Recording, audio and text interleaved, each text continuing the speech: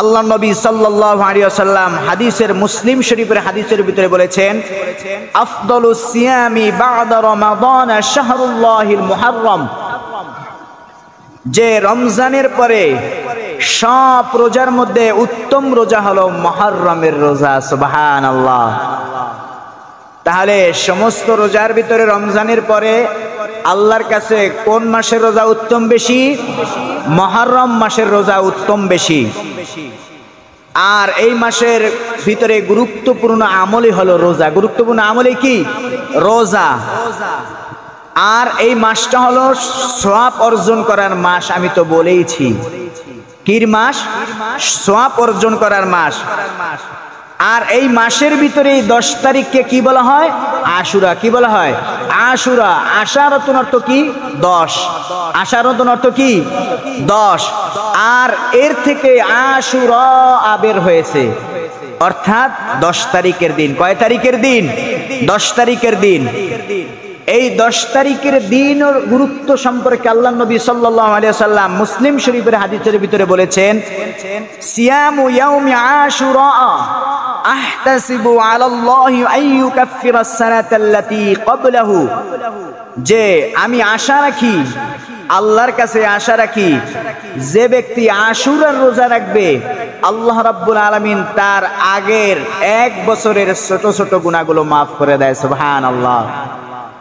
তাহলে যে ব্যক্তি আশুরার রোজা রাখবে তার 1 বছরের ছোট ছোট গুনাহ কি করবেন? আল্লাহ মাফ করে দিবেন।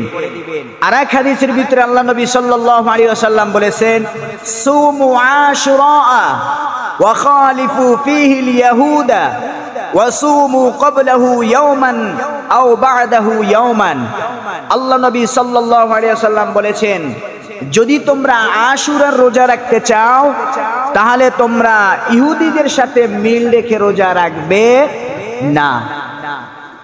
ইহুদিদের কাছেও আশুরার মাস, মুহররম মাসটা অনেক গুরুত্ব। অনেক কি গুরুত্ব? 10 তারিখের দিন ইহুদিরও কি রাখে? রোজা রাখে। যার কারণে রাসূলুল্লাহ সাল্লাল্লাহু আলাইহি ওয়াসাল্লাম বলেছেন, তোমরা ইহুদিদের সাথে কি রেখে? মিল রেখে আমল করবে না, বরং তোমরা একদিন আগে অথবা একদিন পরে মিলে তোমরা 2টা রোজা রাখবে। কয়টা রোজা? 2টা রোজা রাখবে।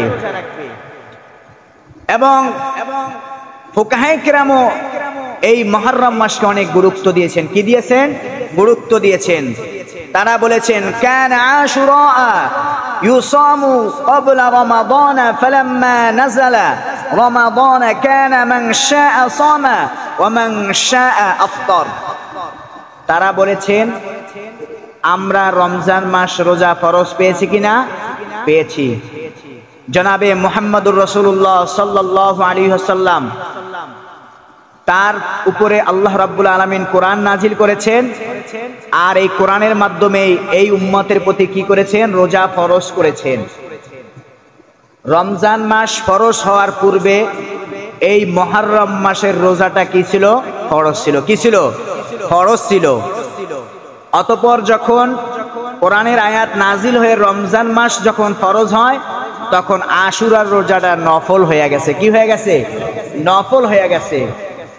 এখন চাইলে সে রাখতে পারে, চাইলে সে ছাড়তেও পারে, তার ইচ্ছা। এটা তার কি? ইচ্ছাধীন। কিন্তু রাখলে অনেক কি আছে? সওয়াব আছে। কারণ যেহেতু এটা এক সময় কি ছিল? ফরজ ছিল। এখন এটা নফল হয়ে গেছে, মুস্তাহাব হয়ে গেছে। তাহলে আশুরা মুহররম মাসের 1 নম্বর আমল কি? রোজা। 1 নম্বর আমল কি? রোজা। তাহলে রোজা কত তারিখে? রোজাটা এই মাসের 16 অথবা 17 অথবা 18 তারিখ আপনারা রোজা রাখতে পারবেন। মুহররম মাসের এই মাসের আপনারা 16, 17 অথবা 17 বা 18 এই দিনে রোজা রাখবেন। এই 2টা দিন কি করবেন? রোজা রাখবেন। হ্যাঁ, না, ইংরেজির কয় তারিখ বলেছি? 16, 17, 17 বা 18। তাহলে এই মুহররম মাসের 1 নম্বর আমল হলো কি?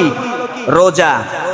2 নম্বর আমলের কথা হলো এই সম্পর্কে আল্লাহ নবী সাল্লাল্লাহু আলাইহি ওয়াসাল্লাম বলেছেন, মান ওয়াসা আলা আয়ালিহি ফিন নাফাকাতি ইয়াউম আশুরা ওয়াসা আল্লাহু আলাইহি সাইরা সানাতিহি। আল্লাহ নবী সাল্লাল্লাহু আলাইহি ওয়াসাল্লাম দ্বিতীয় আমল বলেছেন, যে ব্যক্তি আশুরার দিনে তার পরিবারের প্রতি খরচের হাতকে সম্প্রসারিত করে, আল্লাহ তার রিজিকে বরকত বাড়িয়ে দেন এবং 1 বছরের রিজিককে প্রশস্ত করে দেন। সুবহানাল্লাহ। তাহলে এই আশুরার দিনে কেউ যদি পরিবারের জন্য খরচ করে, এর বরকতে আল্লাহ তার রিজিককে কি করেন? বাড়িয়ে দেন। এবং আশুরার দিনে 3য় নাম্বার যে আমল, সেটা হলো দোয়া করা। সেটা কি করা? দোয়া করা। মুহররম মাসের 10 তারিখ এটা ইসলামের ভিতরে অনেক গুরুত্বপূর্ণ কলম, এবং আল্লাহ রাব্বুল আলামিন যত বড় বড় কার্যক্রম এই মুহররম মাসের 10 তারিখ দ্বারা কি করেছেন? শুরু করেছেন। আর এই মুহররমের 10 তারিখে যেদিন শুক্রবার হবে, আল্লাহ ভালো জানে সেদিন কি হবে? কিয়ামত শুরু হবে। কি শুরু হবে? হাদিসের ভিতরে আসে এই মুহররম মাসের 10 তারিখে শুক্রবার দিন, যে কোনো মুহররম মাসের 10 তারিখে আল্লাহ কি করবেন? কিয়ামত ঘটাবেন। তাহলে এই 10 তারিখের গুরুত্ব আছে না নাই? আছে। তাহলে মুহররম মাসের 3য় যে আমল, সেটা হলো কি? দোয়া। সেটা কি? দোয়া। আল্লাহ রাব্বুল আলামিন এই পৃথিবীর মধ্যে সর্বপ্রথম হযরত আদম আলাইহিস সালাতু ওয়াস সালামকে সৃষ্টি করেছেন। কাকে? আদমকে সৃষ্টি করেছেন। আদমের পূর্বে এই পৃথিবীর মধ্যে কোনো মানুষ ছিল? কেউ ছিল না। এর আগে ছিল কারা? জিন জাতি। কারা ছিল? জিন জাতি ছিল। আদমের পূর্বে কারা ছিল? জিন জাতি ছিল। তারা যখন পৃথিবীর মধ্যে ফাসাদ, দাঙ্গা, রক্তপাত ঘটাতে লাগলেন, অতঃপর আল্লাহ রাব্বুল আলামিন জিন জাতিকে ধ্বংস করে কাকে বানাতে চাইলেন? আদমকে বানাতে চাইলেন। এই সম্পর্কে সূরা বাকারার ভিতরে আল্লাহ রাব্বুল আলামিন তিনি স্পষ্টভাবে কি করেছেন? উল্লেখ করেছেন। তাহলে মুহররম মাসের 10 তারিখে আল্লাহ রাব্বুল আলামিন হযরত আদম আলাইহিস সালাতু ওয়াস সালামের বডি সর্বপ্রথম তৈরি করেন। সুবহানাল্লাহ। এই আদমের কারণেই তো আমরা পৃথিবীর মধ্যে আসতে পারছি, ঠিক কি না? আদম যদি না আসতো আমরা আসতে পারতাম? তাহলে আমাদের আদি পিতা মুহররম মাসের 10 তারিখ আল্লাহ রাব্বুল আলামিন তাকে বানিয়েছেন। এটা কি গুরুত্ব আছে না নাই? আছে। আল্লাহ রাব্বুল আলামিন এ ব্যাপারে কোরআনে কারীমের ভিতরে বলেছেন, وَإِذْ قَالَ رَبُّكَ لِلْمَلَائِكَةِ إِنِّي خَالِقٌ بَشَرًا مِّن طِينٍ فَإِذَا سَوَّيْتُهُ وَنَفَخْتُ فِيهِ مِن رُّوحِي فَقَعُوا لَهُ سَاجِدِينَ فَسَجَدَ الْمَلَائِكَةُ كُلُّهُمْ أَجْمَعِينَ إلا إبليس أبى واستكبر وكان من الكافرين। আল্লাহ রাব্বুল আলামিন বলেন, আমি হযরত আদম আলাইহিস সালাতু ওয়াস সালামের ওয়াল বডিটাকে বানালাম এবং তাকে সুন্দর করে একটা মূর্তির মতো আমি তৈরি করলাম। অতঃপর তার ভিতরে আমার রূহ সঞ্চার করলাম। অতঃপর সকল ফেরেশতাদেরকে, আসমান এবং জমিনের ভিতরে যা কিছু আছে সকলকে আদমের সেজদার অর্থে কি করেছেন? সেজদা দিতে বলেছেন সম্মানার্থে।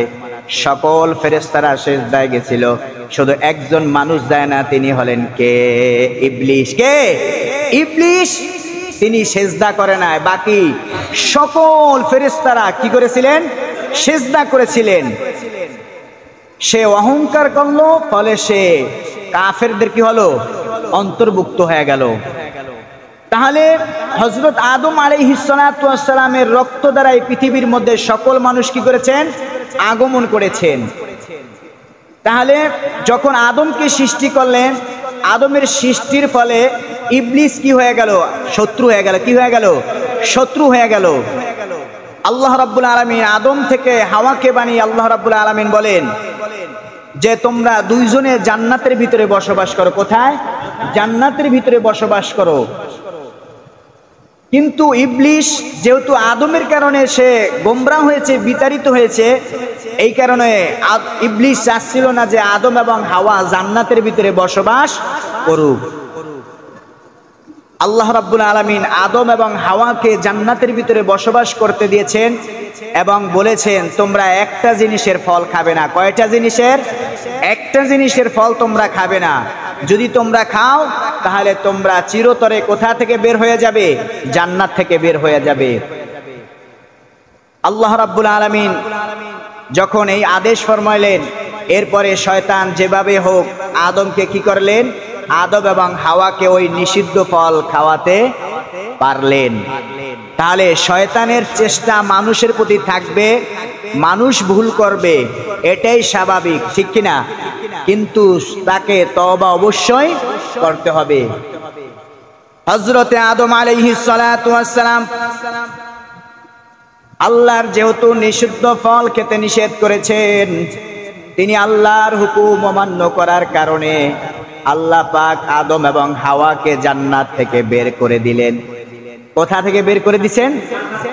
জান্নাত থেকে বের করে দিয়েছেন। কিন্তু আদম বুঝতেও পারে নাই যে ওই ফলটা খেলে একসময় সে কি হয়ে যাবে? জান্নাত থেকে বের হয়ে যাবে। না, বিস্তারিত একটা ঘটনা, কিন্তু বিস্তারিত বলার আর সম্ভব নয়। যাই হোক, হযরত আদম এবং হাওয়া যখন জান্নাতের ফল খেলেন, তাদের দুইজনকে আল্লাহ রাব্বুল আলামিন জান্নাত থেকে দুই দিকে ফেলে দিলেন।